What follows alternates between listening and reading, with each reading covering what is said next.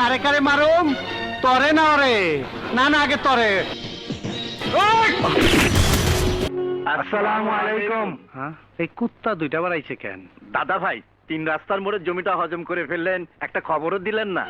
আমার কাম আমি করছি, তোমরে খবর দেবো কেন? আমি তো এলাকার হোমদা তোমরা।